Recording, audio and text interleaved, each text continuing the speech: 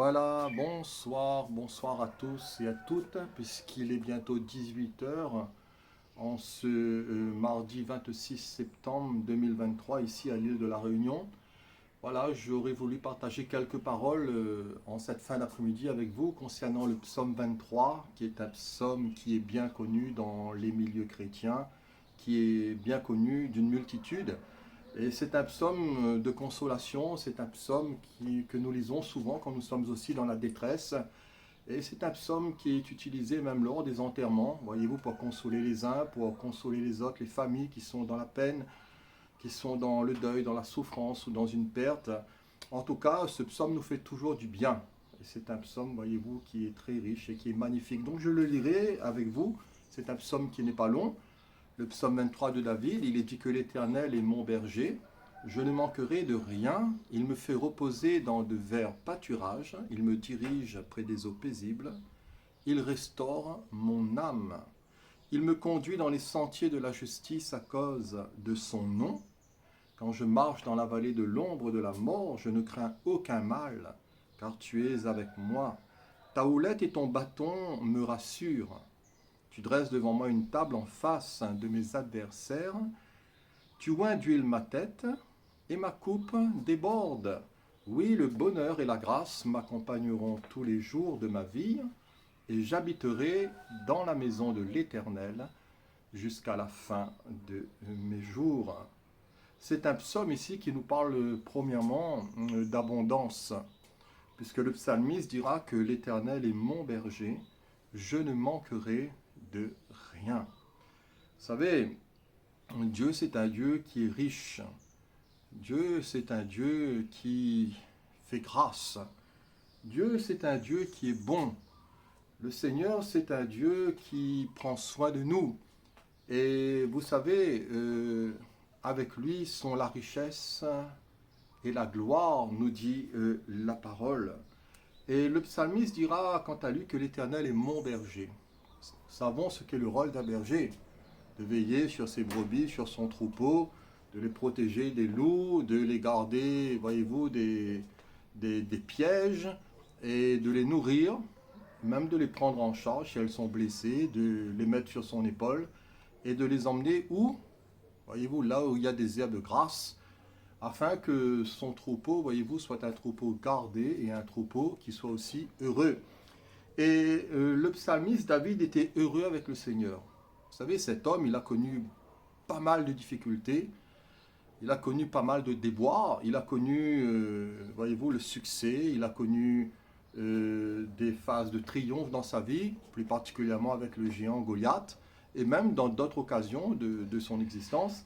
Mais cet homme a connu aussi des combats, cet homme a touché des fois le fond, et vous savez, ce qui est remarquable chez cet homme, c'est que malgré les circonstances de son existence, qui des fois évoluaient dans un bon sens et des fois n'évoluaient pas toujours dans un bon sens, en tout cas à vue humaine, mais c'était un homme qui avait un cœur pour le Seigneur et c'était un homme qui avait la foi dans son cœur, il avait la foi dans son âme. Et il dira que l'Éternel est mon berger, je ne manquerai de rien. Il avait compris qu'auprès du Seigneur, il y avait une abondance. Cher ami, je ne sais pas si nous avons pris vraiment conscience, je dis bien nous parce que je m'inclus dedans, est-ce que nous avons bien pris conscience de toute l'abondance du Seigneur? Vous savez, David dira ici que le Seigneur me fait reposer dans de verts pâturages. Et nous avons bien besoin de repos. Et le but du bon berger, voyez-vous, c'est de nous protéger de l'agitation, c'est de nous protéger du stress, de l'angoisse, voyez-vous, de toutes les vicissitudes de la vie. Le désir de ce bon berger qui est le Seigneur, c'est de nous diriger près des eaux paisibles où il y a le calme, la sérénité, où nous puissions respirer un peu dans un monde troublé, dans un monde, voyez-vous, nous entendons toute espèce de mauvaises nouvelles, où nous voyons les guerres, nous voyons la mort, nous voyons les agressions, nous voyons, voyez-vous, toute la montée du péché, des drogues, de l'impiété, de l'injustice. Nous voyons des kidnappings, nous voyons des gens qui sont tués gratuitement. Et quand on écoute un peu les infos, vous savez, cela ne réjouit pas notre cœur. Et heureusement que le Seigneur est là. Heureusement que sa parole est là. Heureusement que ses promesses sont là. heureusement que l'Éternel est aussi notre berger. En tout cas, je le souhaite pour toi, cher ami. Est-ce que le Seigneur est ton berger? Nous avons ici une preuve encore de la divinité de Christ, puisque Jésus se présente dans l'évangile de Jean, chapitre 10, comme le bon berger. David a dit, l'Éternel est mon berger. Et Jésus se présente comme le bon berger. Dans le psaume 27, David dira que l'Éternel est ma lumière et mon salut. De qui aurais-je crainte? De qui aurais-je peur? L'Éternel est le soutien de mon âme. Là encore, nous avons une autre preuve de la divinité de Christ. Parce que David dira que l'Éternel est ma lumière et mon salut. Jésus, dans l'Évangile, dira « Je suis la lumière du monde ». Et il est dit dans les Actes qu'il n'y a de salut en aucun autre. Parce qu'il n'y a sous le ciel aucun autre nom qui nous ait été donné et par lequel nous puissions être sauvés. Ce nom, c'est le merveilleux nom de Jésus. Alors, chers amis, chrétiens, frères et sœurs en Christ, ou ceux qui m'écoutent, quelle est ta relation avec l'agneau? Quelle est ta relation avec le Christ Jésus, qui est l'agneau de Dieu, qui enlève le péché du monde avec le Seigneur? Est-ce que Jésus est vraiment ton berger? Est-ce que tu as reçu Jésus dans ton cœur? Est-ce que tu t'es vraiment repenti? Est-ce que tu as fait demi-tour? Est-ce que vraiment tu l'as invité à venir vivre en toi et à venir régner en toi? C'est une question très importante. En tout cas, pour David, l'Éternel était son berger. Et il dira, je ne manquerai de rien. Parce que le Seigneur le faisait reposer dans le vert pâturage. Et il avait goûté que le Seigneur est bon. Et Jésus a dit aussi, venez à moi, vous tous qui êtes fatigués et chargés, et je vous donnerai du repos. Prenez sur vous mon joug et recevez mes instructions, parce que je suis doux et humble de cœur, et vous trouverez du repos pour vos âmes. Il me dirige près des eaux paisibles. Vous savez, le psalmiste dira, Seigneur, que ton esprit me conduise dans la voie droite. Et le Seigneur désire nous instruire dans un monde, voyez-vous, qui est chamboulé, où des fois nous ne savons pas trop, voyez-vous, dans quel sens les choses vont évoluer, parce que nous ne maîtrisons rien. Vous savez, nous marchons par la foi, mais nous ne maîtrisons pas grand-chose. À vous dire, nous ne maîtrisons rien. Quand nous voyons autour de nous les gens qui décèdent, un tel le matin qui était peut-être avec nous, ou le soir, le lendemain, il n'est plus là.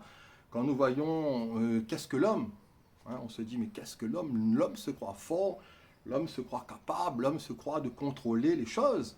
Mais en réalité, vous savez, c'est le Seigneur qui contrôle tout. Et il est bon de dire au Seigneur, mais Seigneur, mes destinées sont dans tes mains. Je marche non pas par la vue, mais je marche par la foi. Et si autour de moi, toutes les choses dégringolent, si autour de moi, je vois la montée de l'impiété, si autour de moi, c'est pas évident, Seigneur, de pouvoir rester avec toi, de s'attacher à toi. Mais néanmoins, Seigneur, je crois que la direction est là. Je crois que tu es le chemin, la vérité, la vie. Et je veux marcher dans ce chemin. Je veux marcher dans cette direction par le Saint-Esprit. En tout cas, je veux apprendre à entendre la voix de mon bon berger. Jésus a dit que mes brebis entendront ma voix. Et elles ne suivront pas n'importe qui. Elles ne suivront pas un étranger, mais elles fuiront loin de lui. Donc, dans ce psaume, il est parlé ici d'abondance, puisque le Seigneur dirige, le Seigneur fait reposer, le Seigneur restaure mon âme et il me conduit dans le sentier de la justice. Vous savez, tant d'âmes qui sont brisées, tant d'âmes, voyez-vous, qui sont cassées par les difficultés, par les soucis, par le stress, par l'angoisse, peut-être par l'abandon de quelqu'un, peut-être par une trahison, par un échec, par une maladie. Et vous savez, les âmes souvent sont bouleversées, les cœurs souvent sont même tourmentés. Mais qui peut restaurer un cœur? Qui peut restaurer une âme? Qui peut relever ta tête, cher ami? Qui peut relever la tête d'un individu si ce n'est le Seigneur? Et le désir de Dieu, c'est que tu puisses jouir par la foi, en croyant, de cette abondance qui est le Christ Jésus et qui est dans le Christ. L'Éternel est mon berger, je ne manquerai de rien. Il me fait reposer dans de verts pâturages, il me dirige près des eaux paisibles. Il restaure mon âme, les eaux du Saint-Esprit. Jésus a dit que si quelqu'un a soif, qu'il vienne à moi et qu'il boive. Celui qui croira en moi, des fleuves d'eau vive couleront de son sein. Vous savez, dans le Christ Jésus, il y a une abondance de vie, une abondance, voyez-vous, dans le salut, une abondance, voyez-vous, dans les promesses du Seigneur, une abondance, voyez-vous, dans toute la gloire qu'il nous réserve. Et même si nous diminuons sur cette terre, nous sentons nos limites, nos souffrances, nous sentons que des fois nous vieillissons, mais le Seigneur nous requinque, le Seigneur nous fortifie. Il faut prier, Parce que le Seigneur nous booste, le Seigneur nous encourage, cher ami. Peut-être que tu es las, peut-être que tu es fatigué. Et l'encouragement pour toi ce soir, appuie-toi, confie-toi dans le Seigneur, que le Seigneur soit aussi ton berger, comme pour David. Alors, dans l'abondance ici de Dieu. Si ce texte nous parle d'abondance, ce texte nous parle aussi de suffisance, puisque David dira qu'il me conduit dans les sentiers de la justice à cause de son nom. Et quand j'ai lu ça tout à l'heure, voilà, ce point m'a interpellé, à cause de son nom. Vous savez, s'il y a une abondance en Dieu, il y a aussi toute sa suffisance. Vous savez, le Seigneur est suffisant en toutes choses. Et même, la Bible nous dit qu'il peut faire au-delà de ce que nous demandons ou pensons. À lui soit la gloire. Le Seigneur veut nous bénir totalement. Le Seigneur veut nous bénir entièrement. Cher ami, le Seigneur veut te bénir dans ton esprit. Il veut te bénir dans ton âme. Il veut te bénir dans ton corps. Il veut te bénir dans ton corps. Il veut te bénir dans ton âme. Il veut te bénir dans ton esprit. Il veut bénir ta famille. Il veut te bénir dans l'œuvre de tes mains. Il veut t'enrichir. Il veut te visiter. Et vous savez, le nom du Seigneur est suffisant. Dans le nom du Seigneur, nous sommes protégés. Dans le nom du Seigneur, nous sommes bénis. Dans le nom du Seigneur, nous sommes comblés. Dans le nom du Seigneur, nous sommes, voyez-vous, en sécurité. Et qui pourra nous ravir, voyez-vous, de sa main et de la main de notre Père Céleste. Dans le nom de Jésus, nous avons la victoire. Ce nom est le nom merveilleux du Christ Jésus. Et ce nom est élevé au-dessus de tout nom, afin que, nous dit la Bible, que tout genou fléchisse devant lui, et que toute langue confesse qu'il est Seigneur et Christ, à la gloire de Dieu le Père. Ce nom, c'est le nom aussi qui est venu pour détruire les œuvres du diable. Et au nom de Jésus, nous pouvons, voyez-vous, pour tous ceux qui ont la foi, pour tous ceux qui ont expérimenté que le Seigneur est bon, nous pouvons marcher sur toute la puissance de l'ennemi et rien ne pourra vous nuire. Le nom du Seigneur est une forteresse, le juste s'y réfugie. Voilà.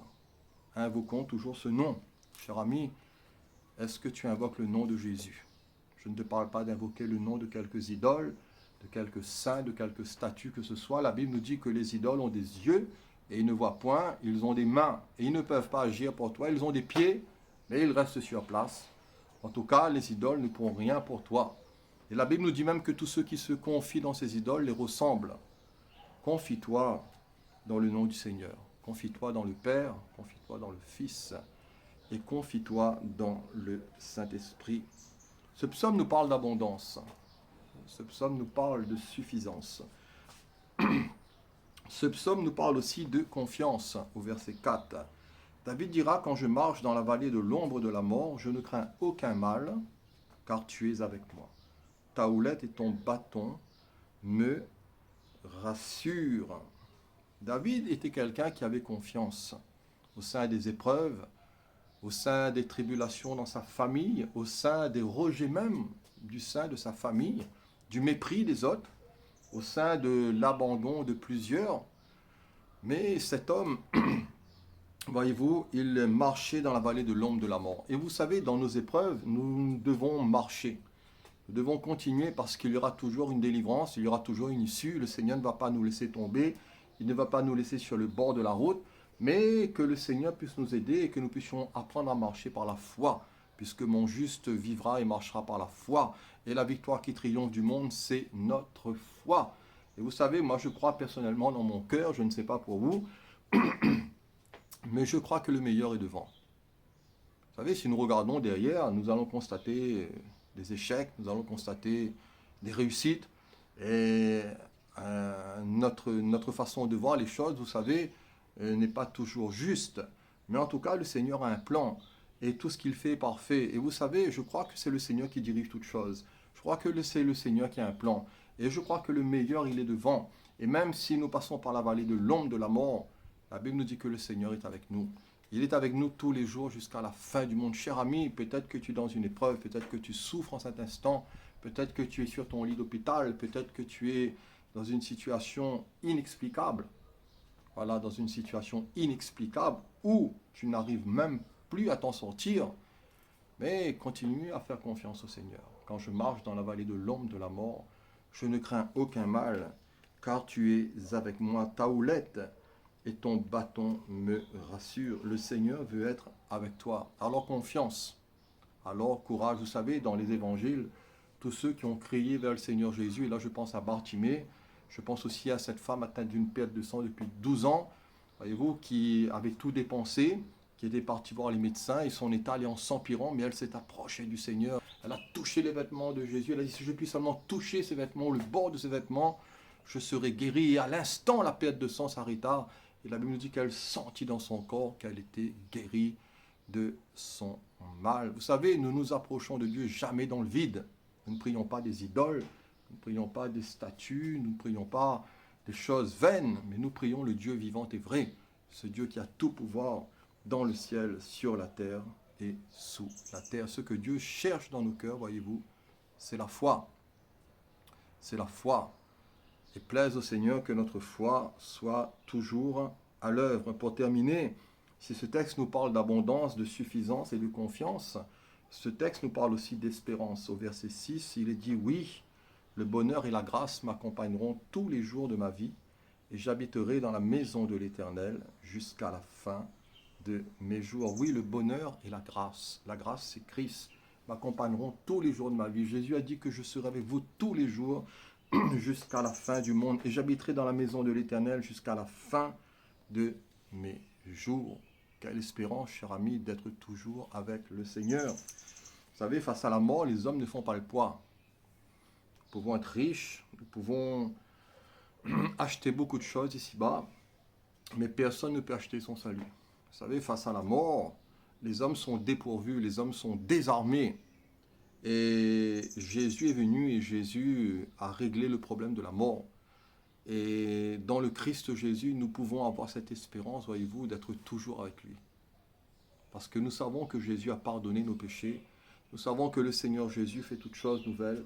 Nous savons que le Seigneur Jésus ne nous oublie pas. Je crois que le Seigneur Jésus ne m'oublie pas, cher ami. Et je crois que le Seigneur Jésus ne t'oublie pas. Je crois qu'il a un plan. Et si tu lui fais confiance, il te bénira. Tu seras aussi dans l'abondance de l'Esprit. Tu seras dans l'abondance du royaume de Dieu. Le Seigneur pourvoira à tes besoins. Et il te bénira. Voilà, je crois que son nom est suffisant. Je crois qu'il va nous renouveler. Il va nous conduire. Il va nous donner le repos. Voyez-vous, dans un monde troublé, dans un monde chamboulé, dans un monde qui tire à sa fin, parce que vous savez, je crois que le Seigneur, il va créer quelque chose de nouveau. Et je crois que son avènement est proche. Je crois que, comme nous dit la Bible, votre délivrance approche. Vous savez, par la foi, nous nous projetons déjà dans l'éternité. Par la foi, nous sommes déjà assis avec Christ dans les lieux célestes. Par la foi, nous régnons déjà avec le Seigneur. Et vous savez, même si nous connaissons des afflictions, même si nous connaissons des fois le découragement, la fatigue, la maladie, les soucis, les difficultés, je crois que le Seigneur ne nous a pas oubliés. Je crois que nous avons de la valeur aux yeux du Seigneur. La Bible nous dit que si une mère abandonnerait l'enfant qu'elle allait, sache que moi, l'Éternel, je ne t'abandonnerai point. Cher ami, peut-être que les hommes t'ont abandonné, peut-être que ta famille t'a abandonné, mais le Seigneur ne t'abandonnera pas. Reste attaché avec lui. Reste-lui fidèle, fortifie-toi, relève-toi, prends courage, et le Saint-Esprit te visitera, le Saint-Esprit te touchera, et le Seigneur te relèvera, cher ami. Il ne va pas te laisser tomber. Il entend ton cri, il entend tes soupirs, il te voit dans tes luttes et dans tes combats. Et je crois dans mon cœur que le Seigneur te bénira. Seigneur Jésus, je prie en cet instant et je voudrais te remercier pour ces quelques mots, ces quelques paroles de ce psaume 23.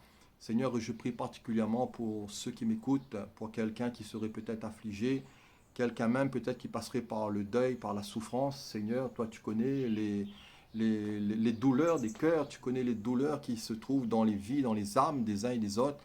Mais Père, au nom de Jésus, Seigneur, au nom de Jésus, je te prie pour que tu touches ces bien-aimés, qu'ils soient dans les hôpitaux, qu'ils soient peut-être chez eux, qu'ils soient peut-être là à l'hôpital, Seigneur, ou peut-être même dans les prisons, je ne sais pas, où qu'ils se trouvent, Seigneur, là, dans un lieu quelconque. Seigneur, entends leurs cris, vois la détresse, vois le besoin, et agis, Seigneur, par ces quelques paroles. Bénis-les, comble-les, enrichis-les, relève-les, secours-les, fais-leur du bien et remplis-les, Seigneur, de ton Saint-Esprit. Père, je te le demande au nom de Jésus. Merci, Seigneur. Amen. Voilà, cher ami, Je vous remercie pour votre écoute. J'étais très heureux de partager quelques paroles avec vous qui étaient là. Et j'ai dit comme d'habitude au Seigneur, Seigneur, conduis-moi, j'ai besoin de toi. Et que le nom du Seigneur soit glorifié. Amen.